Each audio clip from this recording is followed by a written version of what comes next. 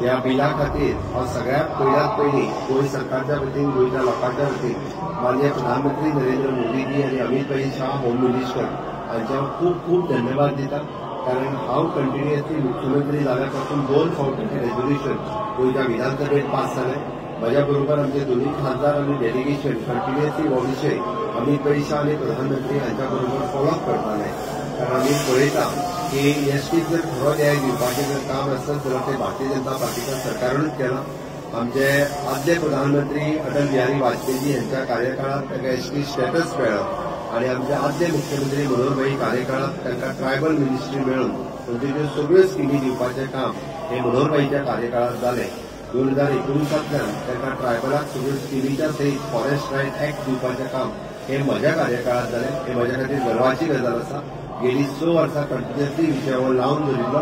फाटल्या 2 फावटी लोकसभेत हे बिल आयले पण काँग्रेसीन ताका विरोध करपाचें काम केलें. काँग्रेसीन पास जावंक ना पण आज लोकसभेत पास केले आणि आता हाच्या फुडें राज्यसभेत पास जाल्या उपरांत कायदो जावन आमच्या एसटी लोकां खातीर जे रिजर्वेशन ही पॉलिटिकल रिजर्वेशन जी लास्ट डिमांड उरलेली ती पास जातली. आणि म्हाका दिसता खऱ्या अर्थान जर पळयत जाल्यार एसटीच्यो 100% मागण्यो ह्यो फक्त आनी फक्त भारतीय जनता पार्टीच्या सरकारानूच ह्यो पास केल्ल्यो आसा.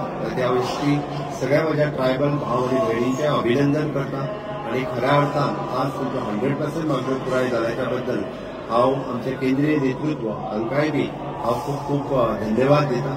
आणि परत एकदा हांव म्हाका म्हणटा आसतना खूब बरें दिसतलें की हय डीएनए जो आसा भारतीय जनता पार्टीचो हो एसटी डीएनए आसा, ट्रायबल डीएनए हे म्हणटा आसतना म्हाका गर्व जाता.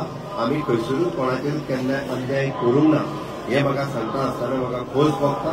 कारण 100% ताका न्याय दिवपाचो जर काम केला आसत जाल्यार तो भारतीय जनता पार्टीच्या सरकारानूच केला हे सांगता आसतना म्हाका परत एकदा गर्व फील जाता.